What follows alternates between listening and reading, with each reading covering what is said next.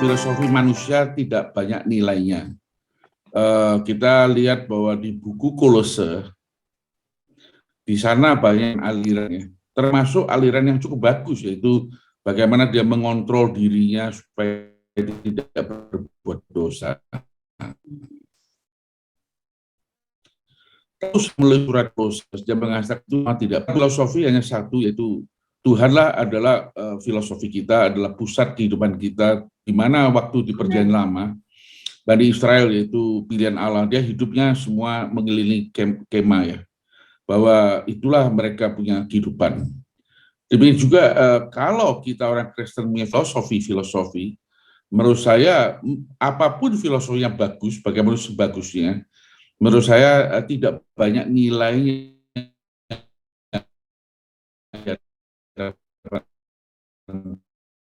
Tuhan. Apa nilainya itu adalah kalau kita tahu bahwa Paulus menulis surat, kalau Ibrani itu termasuk dia yang tulis, maka di dalam perjalanan dia ke Damaskus ya, di mana Tuhan memberikan wahyu ilahi. Dan saya sudah buat buku ya, yaitu Paulus tidak menolak panggilan surgawi, akan segera saya luncurkan melalui Gramedia ya.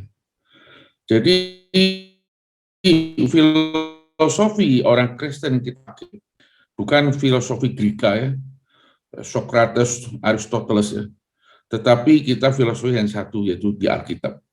Yang dicantumkan di Alkitab itu yang terutama, yang di luar Alkitab itu semua tidak banyak nilainya di hadapan Tuhan. Saya appreciate sekali ya, pagi kalian bisa kumpul ya, lalu berdoa ya. Ini soal yang sangat rare ya, sangat jarang ya. Khususnya sekarang di dalam zaman yang bengkok ini, penuh dengan godaan-godaan.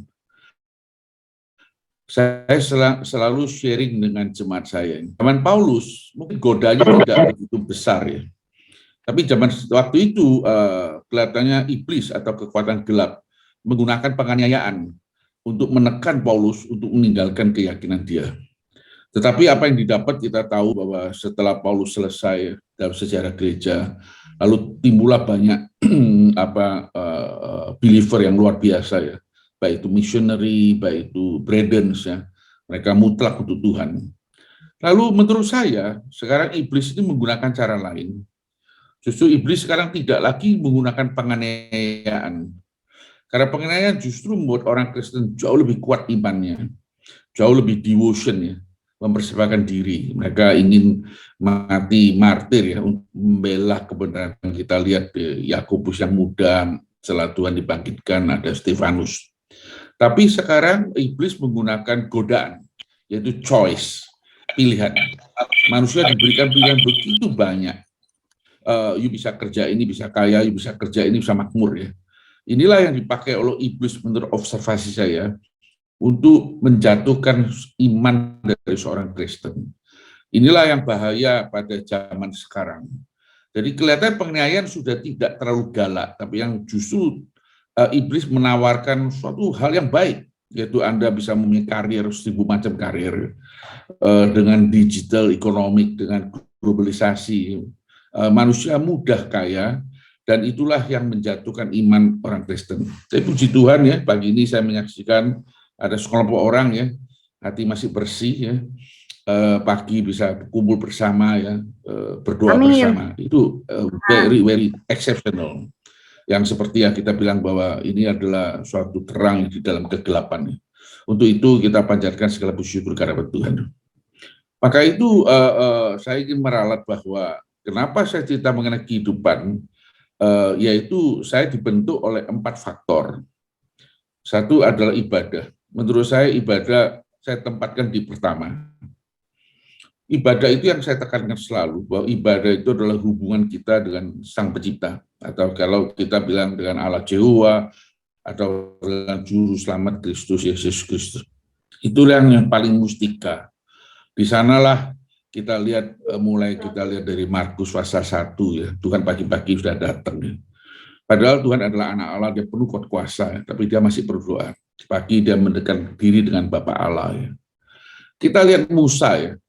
Musa waktu memimpin Bani Israel keluar dan di wilderness ya, banyak hal Musa tahu itu adalah kehendak Tuhan ya.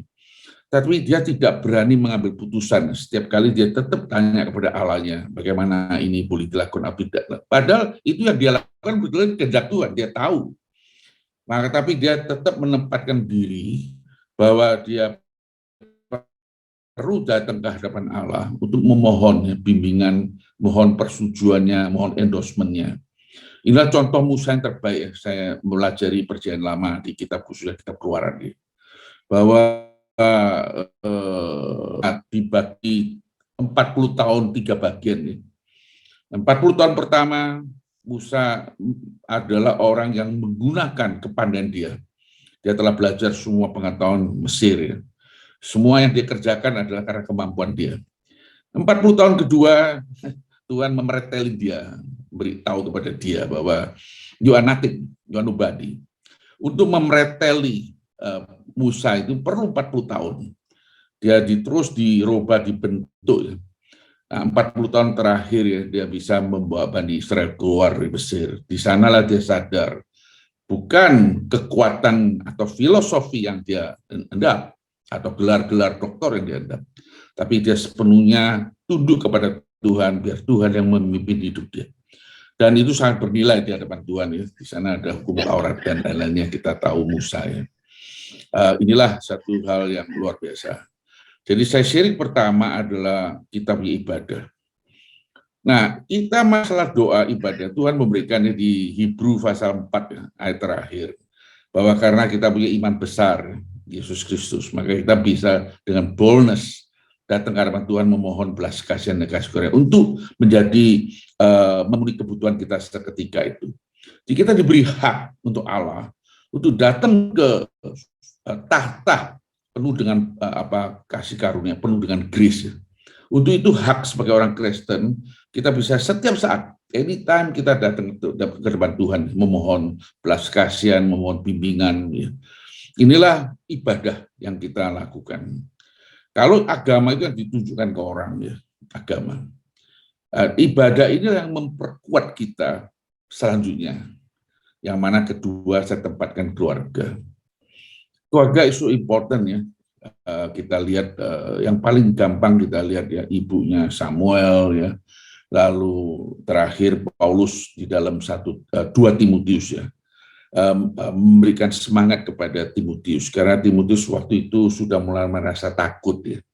Dia lihat banyak pekerja Tuhan meninggalkannya. Dia tidak melihat bahwa apa yang dibicarakan oleh Paulus kok tidak terjadi. Firman Tuhan di dalam gereja tidak kuat ya. Lalu orang mulai tidak ada lagi kasih. Di sana Timotius merasa takut dan sampai dia menangis. Tapi Paulus menekankan kepada dia bahwa gereja, rumah Allah, tidak oleh karena seseorang berhenti, dia akan berhenti. Paulus mengingatkan, coba Anda lihat dari mulai nenekmu sampai ibumu sampai kamu. Dan tidak berhenti di depan kamu. Nanti kamu akan mengajari sekelompok orang yang setia akan mengajari orang lain. Kalau saya lihat demikian, kira-kira 5 generasi. Bahwa rumah Tuhan, kesaksian Tuhan tidak akan berhenti oleh seorang tokoh atau seorang pendeta yang terkenal meninggal, lalu kesaksian Tuhan bisa lemah. Tidak. Itulah yang dijanjikan di 2 Timotius. Paulus memberikan semangat kepada Timotius. Paulus. Dia bilang bahwa roh yang diberikan itu adalah roh yang kasih, roh yang penuh kuat kuasa, dan roh yang self-control. Dia bisa menguasai diri kita. Inilah keluarga. Maka itu kita perlu mengajari anak-anak kita, tidak hanya kita yang beribadah, tidak hanya kita yang melayani Tuhan, tapi kita mengajari turunan kita, supaya baik-baik, supaya mereka tidak salah jalan, seperti apa yang diceritakan di Perjanjian Lama. Bahwa kita perlu ajarin mereka, supaya mereka belajar dari muda, dari kecil ya. Mereka sudah mulai beribadah dengan baik. Di sini saya lihat ya, Kristen jauh lebih liberal. Kalau Katolik ya, saya lihat luar biasa. Katolik itu jarang mengabarkan Injil, tapi angkanya terus tambah. Kenapa? Keluarga mereka mengharuskan anaknya itu ya harus ikut Katolik. Ini saya tidak bilang salah betulnya, tapi saya lihat ini contoh yang baik. Kalau di Kristen kita kadang-kadang memberikan terlalu banyak kelonggaran ke anak kita. Terserah Anda boleh hari Minggu ke gereja, boleh tidak. Tetapi Katolik sangat ketat, which saya appreciate ya in this aspect ya, bahwa kita mengajar generasi kita supaya generasi kita menjadi baik, takut kepada Tuhan, generasi yang taat kepada Tuhan, generasi yang mengasihi Tuhan. Ini yang kita punya tanggung jawab. Maka itu keluarga tidak sekedar kita bicara kemakmuran keluarga, nama besar keluarga, tapi keluarga yang kusuk, keluarga yang beribadah, keluarga yang takut pada Tuhan, keluarga yang memberikan satu testimoni yang baik, bahwa keluarga yang si A, si B ini luar biasa. Suami istri melayani Tuhan, anak-anaknya semua baik, dan semua beribadah dengan baik. Inilah keluarga yang saya tekankan di dalam saya punya biografi maupun saya punya sharing di mana saya berada. Ketiga, saya cerita mengenai karir. Karir itu bukan sekedar kita cari uang menjadikan luar biasa kita kaya. Di dalam beberapa kuliah umum yang saya berikan di universitas, saya bilang adalah sangat memalukan bagi seorang manusia yang mati di dalam kemewahan. Jadi kalau manusia mati dalam kemewahan itu hal yang sebenarnya memalukan, bukan membanggakan. Ini penting untuk kita tahu. Dan mungkin Bapak-Bapak, Ibu dengan segala hormat ya, segala rendah hati, saya orang Indonesia satu-satunya dari 270 juta rakyat Indonesia, saya satu-satunya orang Indonesia yang telah tanda tangan giving pledge di Amerika yang menyerahkan, yang bersedia menyerahkan 50% harta saya kepada hal sosial. Di Indonesia masih satu orang, Singapura tidak ada, Malaysia ada satu. Ini diprakasari oleh Warren Buffett dan Bill Gates, namanya Giving Pledge. Jadi saya tak pernah tanda tangan secara akte resmi ya, di Seattle waktu saya tanda tangan disaksikan oleh Bill Gates. Jadi karir itu bukan sekedar coba kita cari uang sekaya mungkin ya, supaya kita bisa menimbun sampai generasi 14. Tidak demikian. Tuhan di dalam Alkitab tidak pernah memberikan hak milik kepada manusia untuk memiliki hartanya. Kita hanya diberikan hak mengelola, stewardship, mengelola apa yang Tuhan titip kepada kita. Ini penting ya untuk setiap orang Kristen tahu. Kalau Anda mengatakan bahwa ini milik saya, is wrong. Anda hanya seorang manajer ya. Di dalam contoh-contoh di kitab Injil, 4 Injil, sangat jelas bahwa yang punya kebun itu adalah masternya, adalah Tuhan sendiri. Kita adalah pengolah. Maka kalau kita sebagai pengolah, kita perlu mindset hari ini berubah mindset kita, bahwa harta itu adalah milik Tuhan, hanya diserahkan kepada kita untuk diolah, maka kita perlu hikmat, bukan hikmat, kita perlu hikmat ilahi, supaya kita bagaimana mengelola. Kita mungkin tidak 5 talenta, tapi jangan menjadi 1 talenta, tapi jadilah 2 talenta. Karena 2 talenta itu dia punya reward sama dengan 5 talenta sama, yaitu setia, punya wisdom mengelola harta ini. Itulah yang saya bilang karir. Maka karir itu kita bagaimana mensejahterakan karyawan kita. Jadi saya berikan sedikit sharing dan suka kesaksiannya. Di perusahaan saya sering saya dengar ya, tidak sengaja ada karyawan yang terendah, yaitu sopir ya. Dalam tugas dia meninggal dunia, dalam tugas. Saya dengar gitu ya, saya segera tidak pakai banyak pikir, saya segera kasih tahu sekretaris saya ingin ketemu istrinya ya. Dan kalau ada anaknya, tolong anaknya dibawa. Dan beberapa hari kemudian istrinya datang, seorang muslim ya, kebanyakan orang muslim, bawa anaknya ada 1-2 ya, kecil sekali. Saya lihat ya, saya bilang saya ikut berduka cita ya, suami ketabrak mobil. Tapi saya langsung mengambil putusan ya, tidak mengikuti peraturan perusahaan atau peraturan buruh ya, atau peraturan tenaga kerja. Saya beritahu dia, saya bilang begini Bu, ini uang pensiunnya Bu ya, sudah diperhitungkan. Tapi di luar itu Bu, saya ingin memberikan tambahan. Ibu 2 tahun yang ke depan, Ibu tetap terima gaji Bu, ya 2 tahun supaya Ibu tidak kaget ya. Jadi Ibu terima gaji itu uang pensiunnya jangan dipakai Bu. Gaji ini nggak pakai untuk membina usaha sehingga Anda bisa mulai hidup ya tanpa suami. Kedua adalah anak Anda selama saya masih sehat ya, saya akan sekolahkan sampai SMA. Ya itu tanggung jawab saya dan itu saya lakukan ya. Kenapa saya lakukan? Itulah namanya karir. Jadi karir itu bukan sekedar tipu menipu ya, atau bagaimana menggrabs sekarang anak muda itu pikirannya kalau lulus ya, dia pikir 30 tahun dia mau pensiun. Saya ingin bahwa saya ingin menjadi Mark Zuckerberg, saya ingin menjadi si A, si B. Itu adalah bahaya untuk orang Kristen. Menurut saya itu menjerumuskan. Jadi ambisi telah menutupin semua cara berpikir yang rasional. Ambisi akan yang menghancurkan ibadah dia. Jadi dia mungkin orangnya ada di ruang sidang gereja, tapi pikirannya keluar. Inilah karir, mensejahterakan orang. Lalu uang yang kita dapatkan, kita bisa sharing kepada orang lain. Saya ingin menceritakan bahwa kenapa manusia kehidupannya bisa babak belur. Karena ada masalah kekeliruan, yaitu objective of life sama mean of life itu terbalik. Tujuan hidup sama proses hidupnya terbalik. Saya ingin menjadi orang kaya. Ini tujuan hidup saya. Nah, ini yang salah. Menjadi orang kaya, menjadi seorang pendeta, menjadi seorang pejabat, menjadi seorang petinggi, menjadi orang terkenal, itu hanya proses hidup. Tidak pernah akan menjadi tujuan hidup Anda. Kalau itu tujuan hidup Anda akan menjadi masalah. Itu hanya mean of life, process of life, suatu bejana, suatu vehicle yang Anda pakai untuk sebuah tujuan hidup. Tujuan hidup manusia cuma satu, yaitu menciptakan nilai tambah, menciptakan kebahagiaan, menciptakan kesejahteraan untuk banyak orang. Ini yang penting.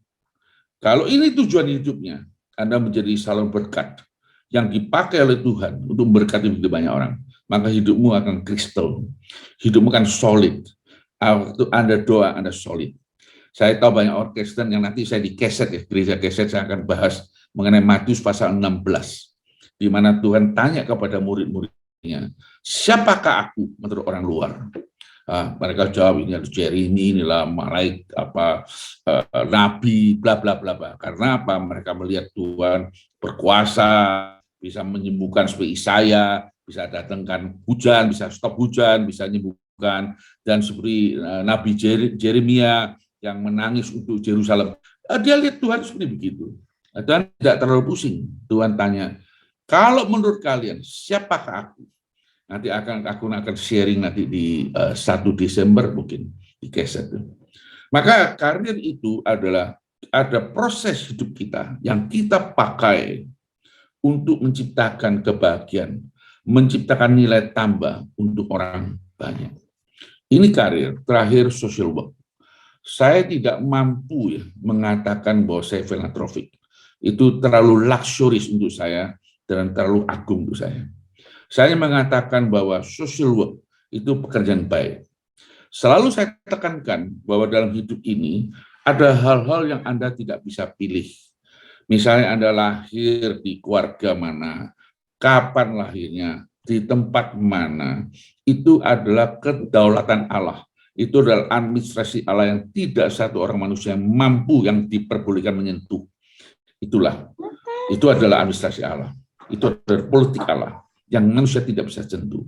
Tapi Allah ada bagian kedua, yaitu grace, kasih karunia. Ini Anda boleh pilih. Maka hari ini saya kasih tahu kalian, mungkin dalam hidup kalian ya, kalian jangan memikirkan ini. Tapi mungkin melalui pagi ini Anda perlu jatuhkan pilihan, yaitu yang Anda mampu. Pilihan adalah Anda menjadi baik atau menjadi tidak baik. Saya telah menjatuhkan pilihan saya puluhan tahun yang lalu. Saya ingin jadi baik. Maka itulah yang saya bisa pilih. Maka saya ingin menjadi social work itu pekerjaan yang bisa membantu banyak orang. Dan mohon maaf lagi, saya mungkin satu-satunya pengusaha Indonesia, mungkin satu-satunya. Saya sudah ke perbatasan Irak, ke perbatasan Syria, saya sudah ke Libanon, saya sudah memberikan bantuan ke pemerintah Libanon, Palestina, Dan saya sudah memberikan bantuan kepada UNRWA, yaitu lembaga di bawah PBB yang membantu khusus adalah Palestina. Saya juga pengurus ketiga di dunia, orang ketiga di dunia sebagai eminent advocate dari UNHCR, United Nations High Commissioner for Refugee. Jadi saya keliling ke sana, saya 99,9% adalah orang Muslim.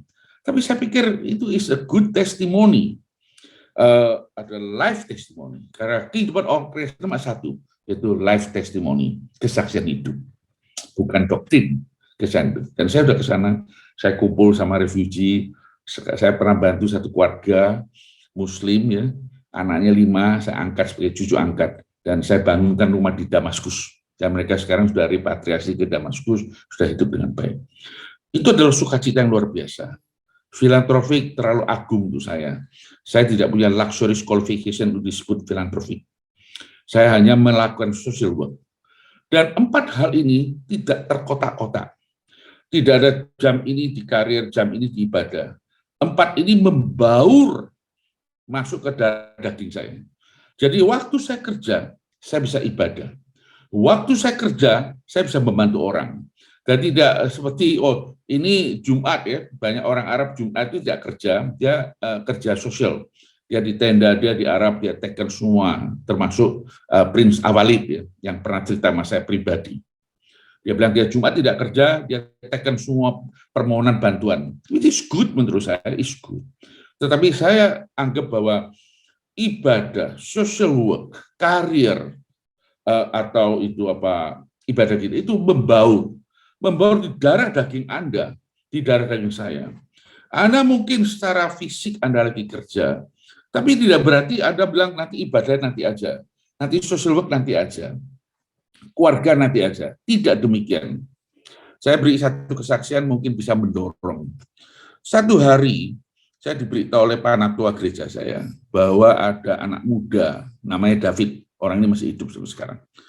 Dia gagal ginjal dan cuci darah. Cuci darah, dia anak yatim, tinggal di rumah pamannya. Jadi pamannya yang keluar uang. Untuk biaya cuci darah itu waktu itu mungkin sekarang masih kurang lebih sama ya. Satu bulan kira-kira 6 juta, 7 juta ya, itu dialisis. Jadi satu hari pamannya itu tidak kuat lagi. Anak pamannya itu sepupu dari David ini beritahu papanya, Pak, kita sendiri keluarga kita juga minim ya, nggak mampu lagi untuk membantu sepupu kita namanya David ya. Jadi tolong papa stop di bantuan ini. Jadi terpaksa papanya kasih tahu David, itu ponan dia bilang, David saya minta maaf ya Pak Manyu, saya tidak mampu meneruskan lagi. Jadi harus stop. Dan David anak ini ya, dia terima fakta ini. Karena dia tahu tidak mampu. Jadi dia menunggu kematian. Keracunan darah itu kira-kira seminggu 2 minggu mati. Di dalam proses dia menunggu kematian, berita ini sampai ke seorang penatua gereja saya dan diberitahu saya. Saya sampai hari ini bersyukur ya, bahwa saya tidak, kalau saya misalnya waktu itu saya ada masuk akal, saya akan bilang, coba nanti ya saya pelajari lagi. Anak ini sudah meninggal. Tapi saya respon segera. Saya kasih tahu itu penatua kita, coba segera ditangani dan segera didialisis. Lalu bersyukur ya, puji Tuhan ya, itu memang miracle. Ini semua pengaturan miracles ya. Bukan karena filantrofiknya Tahir, tapi it's a miracle, it's arranged by God.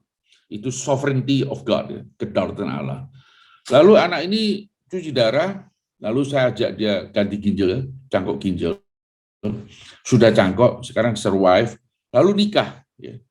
Selalu saya ingat bahwa nikah juga saya yang jadi saksi nikahnya. Tapi belum punya anak, saya nggak tahu secara medikalnya bagaimana. Tapi saya mau kasih tahu sharing dengan para pendengar. Ya. Tidak bisa kita kotak-kotak ya, bahwa Sabtu Minggu kita di gereja, Senin Jumat terserah. Enggak. Senin Jumat kehidupan kita tetap sebagai believer, sebagai orang Kristen yang selalu menonjolkan kesaksian yang bisa memuliakan Allah, bukan memuliakan diri kita. Jadi dalam karya, dalam perjalanan, saya sering sekali, bukan sekali, sering sekali Saya stop di tengah jalan, saya berikan bantuan. Jadi dulu saya masih pakai pengawal saya kaget. Gitu. Di tengah jalan berhenti ya, di Tamrin, Sudirman berhenti, harus lewat jalur lambat dan lain. Saya ikut, saya pikir saya mau ngapain. Ternyata karena macet saya melihat ada penjual di pinggir jalan ya. Cuma jual berapa kaleng minuman. Saya terus mikir, ini kalau jual berapa kalengan ya, gimana hidupnya ya. Saya langsung kata supir itu berhenti. Nanti saya cross saja, saya berikan bantuan. Bagi saya, tidak sesuatu yang aneh untuk saya. Karena apa? Kita orang Kristen perlu mengenal bahwa kita adalah saksinya yang di dalam dunia ini. Di mana Tuhan dimuliakan oleh kehidupan kita. Bukan hanya doktrin, kehidupan kita. Maka itu saya bilang 4 hal ini membentuk yang namanya tahir. Sehingga saya mudah, saya tidak terlalu sulit yang melakukan kebaikan. Tidak sulit. Bagi saya biasa-biasa aja. Oke, itu. Ini tugas saya dan untung saya belum bangkrut, tapi oke. Dan saya tidak pernah dalam hidup saya lihat orang dunia ini yang menjadi miskin oleh karena kebaikan dia. Tidak pernah. Tapi saya lihat banyak konglomerat miskin karena kekerakusannya sudah terlalu banyak. Kita lihat berapa gejolak ekonomi. Maka saudara-saudari yang kukasihi, bahwa 4 hal inilah membentuk namanya tahir. Tidak hal yang khusus ya. Jadi saya kalau jujur, kalau dalam banyak occasion saya dikenalkan sebagai filantropik, saya jujur saya agak merinding. Karena I don't have this qualification. Ya. Saya hanya menjalankan kehidupan orang Kristen. Saya ingatkan bahwa dalam 2 Korintus pasal 8 pasal 9 ya, Paulus menggunakan 2 ayat, 2 pasal itu menceritakan sebuah kesaksian karena gereja Makedonia diberkati ke kitab ya. Menurut banyak pendeta punya khususnya prosperity gospel ya. Ini aliran kemakmuran ya. Wah, saya doa, saya usaha saya kurang ya. Tapi saya doa, wah Tuhan berkati. Lalu saya doa Tuhan kasih saya kesempatan. Mohon maaf ya. Saya kira dia enggak baik-baik baca Alkitab. Di Alkitab itu perjanjian baru, semua yang melayani Tuhan itu hidupnya susah. Gitu. Enggak ada yang makmur. Ya, hidupnya mulus ya. Dia bilang dia tangan kosong ya. Kita lihat waktu dia cerita kepada panatua gereja Efesus di Miletus. Karena dia tahu ini perjalanan dia terakhir. Dia panggil panatua itu. Dia bilang, tangan saya kosong. Saya kerja keras untuk menghidupkan saya dan menghidupkan sepekerja. Maka kita lihat yang mungkin Tuhan di perjanjian baru ya, nggak ada yang baik itu, nggak ada yang makmur ya. Petrus nggak makmur, Paulus nggak. Jadi kalau sekarang pendeta bilang kita percaya Tuhan itu pasti kaya, menurut saya itu dasar Alkitabnya di mana saya juga bingung. Lalu ada versi lagi bahwa kita nggak boleh kelihatan miskin, harus kelihatan kaya supaya Tuhan dimuliakan. Itu lebih, menurut saya orang Jawa bilang lebih gendeng lagi. Itu aliran sesat semua. Jadi menurut saya, kehidupan orang Kristen itu justru adalah kehidupan yang saja, yang mana Tuhan dimuliakan. Inilah tadi saya bilang bahwa filantropik untuk saya berat sekali. Saya tidak jujur, tulus saya bilang, tidak berpura-pura. Saya tidak mampu mensanjung apa itu panggilan itu. Tapi saya merasa sebagai orang Kristen, kita lihat di 2 Korintus pasal 8 pasal 9 di Makedonia gereja miskin sekali. Tapi dia dengar ya, musuh buyutannya dia itu orang Israel. Tapi sudah percaya Tuhan menjadi gereja di Yerusalem mengalami itu kekeringan ya, kekeringan sangat tidak ada bahan makanan. Nah, orang-orang kafir ini yang sudah percaya Tuhan, dia bilang, wah, itu orang Israel itu kurang ajar ya. Dulu kita dianjing-anjingkan. Dulu di restoran Israel ya ditulis anjing dan orang kafir tidak boleh masuk. Sekarang mereka dapat hukuman dari Tuhan, ya kan? Nah, biarin bersyukur kita. Tidak. Mereka justru datang ke Rasul Paulus. Mereka dengar informasi ini. Bukan Rasul Paulus yang kasih tahu mereka. Mereka dengar, mereka datang ke Rasul. Mereka memohon kepada Rasul. Rasul, tolong kita dikasih berkat ini. Kita dikasih kesempatan ini. Kita miskin, tapi kita masih ada sisa sedikit. Kita persembahkan untuk saudara-saudara kita Tuhan, yang dulunya kita dimaki-maki, kita diisolasi, kita dibenci oleh Israel, tapi sekarang kita sama-sama mengasihi Tuhan. Maka itu kita ingin memberikan sedikit sumbangan, bantu mereka. Inilah kesaksian orang Kristen. Maka saya ingin ya menggunakan kesempatan ini men-sharing bahwa 4 hal itu membentuk masuk ke darah daging kita. Jadi kehidupan orang Kristen bukan kehidupan hari Minggu. Kehidupan Kristen adalah tiap hari. 1 hari 24 jam. Anda bisa melakukan semua kebaikan untuk memuliakan Tuhan dalam kehidupan. Jadi tidak ada jamnya, tidak ada bilang jam ini saya ini dulu.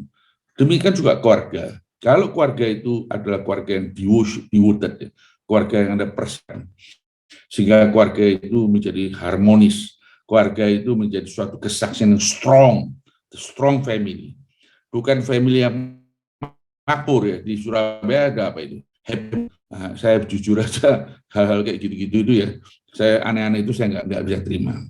Yang namanya happy family adalah you ada di dalam Tuhan. Semua kita punya kebenaran, semua filosofi hidup kita, semua kelakuan kita, dasarnya satu adalah Alkitab. Itulah menurut saya, itulah namanya filosofi. Filosofi kita ya Alkitab. Apa yang dikatakan Tuhan kita ya, apa yang tidak ada di Alkitab kita bilang no. Maka itu kita bisa menjalankan hidup yang simpel tapi penuh dengan sukacita. Saya tiap kali saya bangun juga jam 5, jam 5 kurang. Tapi karena dia bilang jam 5 sudah hadir, saya jujur saya agak stres nih. Saya takut kelewatan waktu, saya enggak pakai alarm. Jadi sekarang saya posisi di Singapura. Jadi jam 4 waktu Singapura saya udah bangun, itu waktu kalian jam 3. Saya pikir-pikir, wah ini kok meleset ya. Saya bisa ditegur Lydia gitu. Jadi saya juga nggak kenal Ibu Lydia itu siapa sebetulnya gitu. Tapi kita bersyukur ya, kita adalah saudara-saudari dalam Tuhan, which is very sweet ya. Anda perlu tahu bahwa sebuah gereja, sebuah kesaksian bisa kuat bukan karena di dalam ada tokoh, bukan ada orang kayanya, bukan ada orang pinternya, bukan karena penjabat, tapi gereja bisa kuat hanya karena ada 2 hal, yaitu Anda boleh baca Alkitab ya, saya semua pakai Alkitab, yaitu di kitab Kisah Para Rasul pasal 20. Paulus menjelaskan kepada jemaat Efesus, saya telah menyerahkan kalian ke 2 hal, yaitu Allah dan firman-Nya. Waktu Paulus menulis firman-Nya, ini aneh ya, saya mau tanya sama pendeta, dia menulis bahwa word of grace, firman yang penuh dengan kasih karunia. Biasanya kita cerita firman Tuhan, kita selalu refer kepada kuat kuasa. Kita bicara firman itu ada hayatnya, ada kehidupannya. Firman itu penuh kekudusan. Tapi Paulus tidak menggunakan istilah ini. Paulus menggunakan bahwa di dalam gereja bisa kuat, sebuah kesaksian Tuhan bisa kuat, sebuah rumah Tuhan bisa kuat, sebuah gereja bisa kuat, karena ada kadar Allah yang begitu besarnya, dan kedua, penuh dengan kasih karunia. Antara kaum saleh saling mengasihi, antara kaum saleh penuh perhatian satu sama yang lain, dan itu gereja baru bisa kuat. Saya ulangi, gereja kuat bukan karena ada orang kaya di dalam, ada orang terkenal di dalam, ada penyumbang besar di dalam, lalu membanggakan, wah gereja kita gedungnya itu luar biasa, karena ada penyumbang si A, si B. Tidak. Itu tidak ada dasar Alkitabnya. Gereja adalah tubuh Kristus, di mana 4 Injil menjelaskan Tuhan di atas bumi, lalu Tuhan dibangkitkan, dan Tuhan tetap bekerja, tapi melalui jemaatnya, melalui Roh Kudus, melalui gerejanya. Maka itu gereja perlu kudus, gereja perlu kusuk, gereja perlu penuh ibadah, gereja perlu penuh kadar Allahnya. Maka gereja baru bisa menjadi kuat.